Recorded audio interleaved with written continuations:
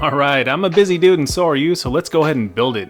Let's install a TGK coolant line kit for an Audi C7 S6 2013 to 2018 with the 4-liter twin-turbo engine. I'll go through this fast, so feel free to pause or rewind certain spots. I have a non-affiliate link in the description for the kit. In the kit comes 2 coolant lines about 36 and 38 inches long. One line has a 90 to a straight AN which connects to a barb fitting. The other longer line is a 90 degree to a 45 degree fitting. Then there's a line separator and then 2 reservoir and 1 radiator AN adapters. This is the culprit right here. Mine broke after doing a spark plug change, as you can see with the band-aid fix here. I don't know why they choose to move away from the old hose and clamp fittings like this. Maybe I'll engineer some adapters, so stay tuned.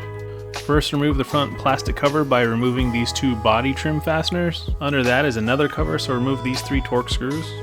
Then remove the airbox air guide, remove 2 Torx screws here. Now with the covers off, you have access to the front coolant line.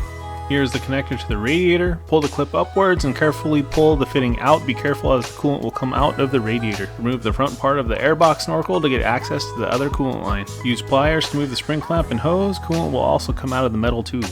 Now go to the reservoir and pull the metal clips upwards and carefully pull the fittings out. Now install the 2 TGK adapters on the reservoir and 1 on the radiator. Unscrew the straight fitting so the shell goes over the raised edge. Then tighten the straight fitting into the shell, being careful that the end seats into the tube.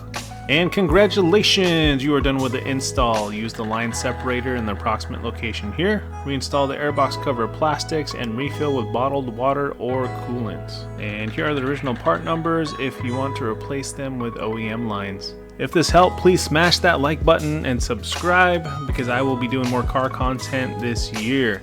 And as always, drive that car.